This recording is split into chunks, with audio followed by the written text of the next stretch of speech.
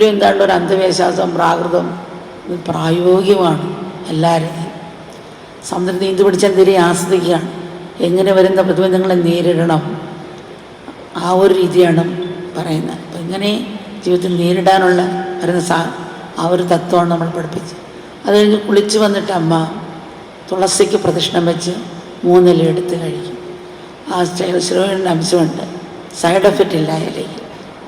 അപ്പം അത് കഴിച്ചിട്ട് ആണ് ചെയ്യുന്നത്. പ്രദക്ഷിണം വൃക്ഷത്തെ ആ വൃക്ഷത്തെ തൊഴുന്നത് എന്ത് പ്രാകൃതമാണ്. ആ വൃക്ഷം പ്രകൃതി നമ്മുടെ ക്ഷേത്രമാണ്. അതാണ് ശരിക്കുള്ള ക്ഷേത്രം. അതാണെല്ലാം തന്നുകൊണ്ടിരിക്കുന്നത്. പക്ഷേ ആ ഒരു തത്വം നമുക്കറിയില്ല. അമ്പലത്തിൽ പോകുന്നെങ്കിൽ ഞാനും കൂടെ ഗ്രഹിക്കുമ്പോൾ ഏതൊരു പടമെടുത്ത് നോക്കട്ടെ, ചിത്രകാരന്മാർ പടം വരച്ചാൽ നദി കാണും, മല കാണും, മൃഗങ്ങൾ കാണും, അതുപോലെ എലി തൊട്ട് എല്ലാ ജീവജാലങ്ങളും അതിനകത്ത് കാണാം. അപ്പോൾ സൃഷ്ടിയും സൃഷ്ടാവും രണ്ടല്ല എന്നുള്ളതാണ്. അപ്പം അമ്മ വൃക്ഷത്തെ വെച്ച് നമ്മുടെ പണ്ടെൻ്റെ കുഞ്ഞിലെ ഞാൻ കണ്ടിട്ടുള്ളതാണ്. ഒരു വൃക്ഷം വെട്ടണമെങ്കിൽ പൂജാരിയെ കൊണ്ടുവന്ന് പൂജ ചെയ്ത് കല്യാണത്തിന് നേരം എടുക്കുന്ന പോലെ പാടകാരയില്ലാത്ത നേരം എടുത്ത് പൂജ ചെയ്ത് മാപ്പ് ചോദിക്കും. ഞങ്ങൾ ആവശ്യത്തിൽ വെട്ടുകയാണ്, ക്ഷമിക്കണേ. അത് ചോദിച്ച ശേഷം ആ കത്തി തേനും പാലും പറ്റും. എന്നിട്ട് മുറിക്കുമ്പം ആ വൃക്ഷത്തിന് നോവാതിരിക്കാൻ അനസ്തേഷ്യ കൊടുത്ത് ഓപ്പറേഷൻ ചെയ്യുന്നത്. അത്ര ആരാധനയാണത്. എന്തുകൊണ്ടെത്തുന്നു, നമ്മുടെ കൊച്ചിലൊരു ദ്വീപുണ്ട്, എല്ലാവരും കൊണ്ട് വേസ്റ്റ് ഇടുന്നതാണ്, ഹോസ്പിറ്റലിനടുത്താണ്. അപ്പോൾ അമ്മ നോക്കുമ്പം റിസർച്ച് ചെയ്യും, മണ്ണെടുത്ത് നോക്കിയപ്പോൾ മൊത്തം പോയിസാണ്. അപ്പം വൃക്ഷങ്ങൾ വെച്ച് നട്ട് വളർത്തി. വൃക്ഷം നട്ട് വളർത്തി ഒരു 4 വർഷം കഴിഞ്ഞപ്പം അതേ മണ്ണ് റിസർച്ച് ചെയ്തു, ഒരു പോയിസും ഇല്ല. ആ വേര് എത്രയോ പോയിസം മണ്ണെന്ന് വലിക്കുന്നു, എത്രയോ കാർബൺ എടുത്തിട്ട് ഓക്സിജൻ തരുന്നു. എത്ര ജന്മത്തിൻ്റെ ഗുണമാണ് ഒരു വൃക്ഷം നമുക്ക് തരുന്നത്. അതിനോട് നന്ദി കാണിക്കുന്നതിന് എന്താ തെറ്റ്? തരുന്നതിന് നന്ദി കാണിക്കേണ്ടത് നമ്മൾ. അതാണ് വൃക്ഷത്തോടുള്ള റെസ്പെക്റ്റ്. പിന്നെ അതിനകത്ത് എല്ലാ വൃക്ഷത്തിലുണ്ടെങ്കിലും ആലിലൊക്കെ നമ്മൾ പ്രദക്ഷിണം വയ്ക്കുമ്പം കൂടുതൽ ഓക്സിജൻ കിട്ടാൻ കൂടുതലും വിശദീകരിക്കുന്നില്ല. അപ്പം അത് ആണ് വൃക്ഷത്തെ. അത് കഴിഞ്ഞ് നമ്മൾ കളമിടും. പണ്ട് അരിപ്പൊടിയാണ്, ഇപ്പോൾ കല്ലുപൊടിയാണ്. അത് പൂതയജ്ഞമെന്ന് പറയും. ജീവജാലങ്ങൾക്കെല്ലാം കഴിക്കാൻ വേണ്ടി അതിനു വേണ്ടി നമ്മൾ ചെയ്യുന്നത്. അത് കഴിഞ്ഞ് ഒരു വീട് വയ്ക്കുമ്പോൾ നമ്മൾ ഭൂമി പൂജ ചെയ്യും. എന്നിട്ട് അതിന് ചെറിയ സ്വർണ്ണ നാണയം കുറച്ച് നവരത്നങ്ങളിട്ട് പ്രാർത്ഥിച്ച് പൂജ ചെയ്താണ് കല്ല് ഇടുന്നത്. നമുക്കിരിക്കാൻ ഭൂമി ഒരിടം തരുന്നതിന് നന്ദി കാണിക്കുന്നതാണ്. അതുപോലെ ഒരു തേനീച്ച പരാഗണം നടത്തുകൊണ്ടാണ് 70% ഭക്ഷണം നമുക്ക് കിട്ടുന്നത്. അത് 4 വർഷം അതില്ലെങ്കിൽ നമ്മൾ ജീവിച്ചിരിക്കില്ല. ചെറിയ നിസ്സാരമായ ആ ജീവി എത്രയോ ഉപകാരം നമുക്ക് ചെയ്യുന്നുണ്ട്. അതൊരു അതുപോലെ കടലിലൊരു തിമിംഗലം എന്നൊരു മൃഗം, ഒരു ജീവിയുണ്ട്. അതിൻ്റെ മലമാണ് പാവലിന് വളമാകുന്നത്, കടൽപ്പാവലിന്. അത് നല്ല ഓക്സിജൻ നമുക്ക് തരുന്നതാണ്. എന്നിട്ട് അത് മരിക്കാൻ നേരത്തേക്ക് മില്യൺ കണക്കിന് കാർബൺ വലിച്ചുകൊണ്ടാണ് പോകുന്നത്. അപ്പം അതിനെ 85% പിടിച്ച് കൊന്നു കഴിഞ്ഞു എന്നുള്ളതാണ്. അപ്പോൾ ഒരു CBI കണ്ടുപിടിക്കാൻ വയ്യാത്ത കാര്യം പട്ടി കണ്ടുപിടിക്കും. ഒന്നിനില്ലാത്ത കഴിവ് മറ്റൊന്നിനുണ്ട്. ഇതെല്ലാത്തിനെയും കൂടി ചേർന്നുള്ളൊരു ഔഷധമാണ് ഈ പ്രകൃതി. അതാണ് നമ്മുടെ ശ്വാസത്തിനും ശരിക്കുള്ള ശുദ്ധമായ ഓക്സിജൻ തരുന്ന കാര്യങ്ങൾ. അതാണ്. അതിൽ ജീവിക്കാൻ പറ്റിയില്ലല്ലോ. അതാണ് ഓരോ ജീവികളും സൂക്ഷ്മമായി നമ്മളെ സഹായിക്കുന്നു. അതിനോട് നന്ദി പുലർത്തുക. ആ നന്ദി പിന്നെ നമ്മൾ നന്ദിയുള്ളവരായി തീരുക, അതിനെ ഇന്ന് നിലനിർത്തുക എന്നുള്ളതാണ്. സാധാരണ എൻ്റെ അമ്മയ്ക്ക് കല്യാണം കഴിച്ചിരുന്നപ്പോൾ 2 പശുവിനെയും കൊടുത്തിരുന്നു. അത് 3 ലിറ്റർ പാല് കിട്ടും. അപ്പോൾ 3 ലിറ്റർ പാല് കിട്ടുമ്പോൾ 1/2 ലിറ്റർ പാലമ്മ തൈരാക്കും. അതിൽ നിന്ന് 2 തുടം 3 തുടം തൈരെടുത്ത് ബാക്കിയെല്ലാം ഇത് മോരാക്കി വഴി കൊണ്ട് വയ്ക്കും. വഴി കൊണ്ട് തീർത്താറാക്കും, ഫ്രീ ആയിട്ട് കഴിക്കാൻ കൊടുക്കാൻ വേണ്ടി, അവർ ദാഹം തീർക്കാൻ വേണ്ടി. അതുകൊണ്ട് വഴി വയ്ക്കും.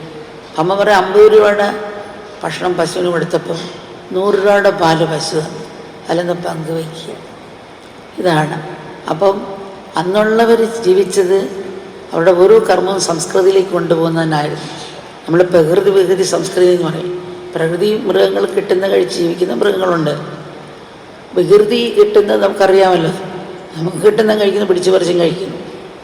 സംസ്കൃതി നമുക്ക് പങ്കുവെച്ച് കഴിക്കുന്നു.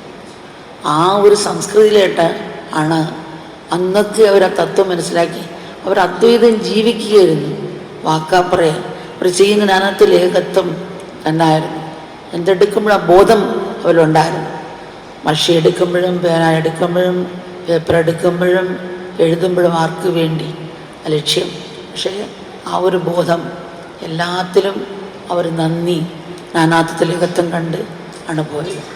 ആ ഒരു സംസ്കാരമാണ് നമുക്ക് നഷ്ടപ്പെട്ടു, മൂല്യം നഷ്ടപ്പെട്ടു വരുന്നത്. അപ്പോൾ നമ്മൾ പക്ഷിയെപ്പോലെ പറക്കാനും മത്സ്യത്തെപ്പോലെ നീന്താനും പഠിച്ചു, മനുഷ്യരെപ്പോലെ നടക്കാനും ജീവിക്കാനും മറന്നുപോകുന്നു. കുഴിയേരെയും ഇണചേരുന്നു, കുട്ടികളെ സൃഷ്ടിക്കുന്നു, മരിക്കുന്നു. അതിനപ്പുറം നമ്മളെന്ത് ചെയ്യുന്നു? കുഴിയേര മരിച്ചാൽ പിന്നും മണ്ണിന് വളമാകും. പക്ഷേ നമ്മൾ മരിച്ചാൽ കെമിക്കൽ വെച്ച് അടയ്ക്കും, അല്ലെങ്കിൽ വിറ വെച്ച് പുകയ്ക്കും, ജീവിക്കുമ്പോൾ എടുത്ത് നശിപ്പിച്ചും പോകും. ഇതാണ് നമ്മൾ ചെയ്യുന്നത്. ഒരാമ ഇഴഞ്ഞു പോയാൽ ഒരു അടയാളം കാണും. അപ്പോൾ നമുക്ക് എന്ത് ചെയ്യാൻ പറ്റും? അതാണ് നമ്മൾ നോക്കേണ്ടത്. നമ്മൾ മനുഷ്യന്മ കിട്ടിയിട്ട് എന്ത് ചെയ്യാൻ പറ്റുന്നു, എന്താണ് നമ്മളിലേക്ക് നോക്കുക. ഇതെല്ലാം മൂല്യത്തിലുള്ളതാണ്. അത് വിദ്യാഭ്യാസം, വയറ്റിപ്പഴപ്പിലുള്ള പഠിപ്പും അത് വേറെ, ജീവിക്കാനുള്ള വിദ്യാഭ്യാസം, ജീവിതത്തിനുള്ള വിദ്യാഭ്യാസം എന്ന് പറയും. ഇപ്പോൾ പുറത്ത് എയർ കണ്ടീഷനകത്ത് ആത്മഹത്യ ചെയ്യുന്നു, ഉറക്കോളി കഴിക്കുന്നു. നമ്മളതാണ് സമ്മാനം കൊടുത്തപ്പോൾ അകത്തും അധ്യാത്മം, ആത്മീയം മനസ്സിലാക്കുമ്പോൾ എല്ലാത്തിനോടും മനസ്സിലായ പരിസ്ഥിതി മാറ്റിയെടുക്കാൻ സാധിക്കുന്നു. വൈരുദ്ധ്യങ്ങളപ്പം വൈരുദ്ധ്യങ്ങളെ തുറന്ന മനസ്സുകൊണ്ട് കാണാനും സ്വീകരിക്കാനുള്ള ആ ഒരു മനോഭാവമാണ്, സ്വീകരിക്കാനുള്ള മനോഭാവമാണ് യഥാർത്ഥ സൗഹൃദത്തെ കൊണ്ടുവരുന്നത്. അതിനാണ് ശരിയായ സൗഹൃദം ജനിക്കുന്നത്. ഈ ഭൂമിയും പ്രകൃതിയും ഇവിടെ വിഭവങ്ങളും നമുക്ക് മാത്രമല്ല ജനങ്ങൾക്കും അനുഭവിക്കാൻ അനുവാസപ്പെടുന്നുള്ള അതിൽ നിന്നാണ് ശരിയായ സൗഹൃദം ഉണ്ടാകുന്നത്. അപ്പം ലോകത്തിൽ എവിടെയാണ് വൈരുദ്ധ്യങ്ങളില്ലാത്ത? ഒരു വ്യക്തിയുടെ സ്വഭാവത്തിലും പെരുമാറ്റത്തിലും വൈരുദ്ധ്യമില്ലേ? ഒരു വീട്ടിൽ 4 പേരുണ്ടെങ്കിൽ 400 വൈരുദ്ധ്യമുണ്ട്. ഒരു ഓഫീസാണെങ്കിൽ വൈരുദ്ധ്യങ്ങളുടെ സൂപ്പർ മാർക്കറ്റായി. ഒരു വ്യക്തിയുടെ സ്വഭാവത്തിലും പെരുമാറ്റത്തിലും വൈരുദ്ധ്യമില്ലേ? ഒരു മനസ്സിന് 100 വൈരുദ്ധ്യങ്ങളുണ്ടാവും. മനസ്സിൻ്റെ വൈരുദ്ധ്യത്തെ അറിഞ്ഞോ അറിയാതെ സ്വീകരിക്കുകയും ഉൾക്കൊള്ളുകയും ചെയ്യുന്നു. അതേസമയം ദുർബലമാണ്. ചൂഷണം ചെയ്യാനും നേട്ടമുണ്ടാക്കാനും എല്ലാവരും ഇതൊക്കെ അവർ ചെയ്യും, മറ്റുള്ളവർക്ക് പ്രശ്നം സൃഷ്ടിക്കും.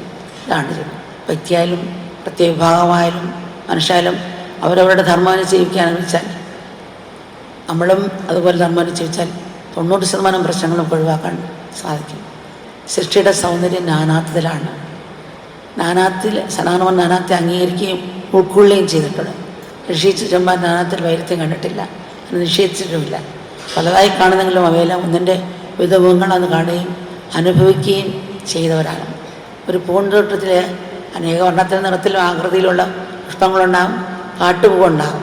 പക്ഷെ തേനീച്ചയിലും തേൻ മാത്രമേ നുകരുന്നുള്ളൂ. അതുപോലെ നാനാത്തിൽ ഏകത്വം ദർശിക്കാനാണ് ഋഷീശ്വരൻ മാറ്റി പഠിപ്പിച്ചത്. ആ കാഴ്ചപ്പാടിൽ വിദ്വേഷമില്ല, പകയില്ല, ദേഷ്യമില്ല, ദുഃഖമില്ല. എല്ലാവരിലും എല്ലാത്തിലും നന്മ മാത്രമാണ് ഉണ്ടാകുന്നത്.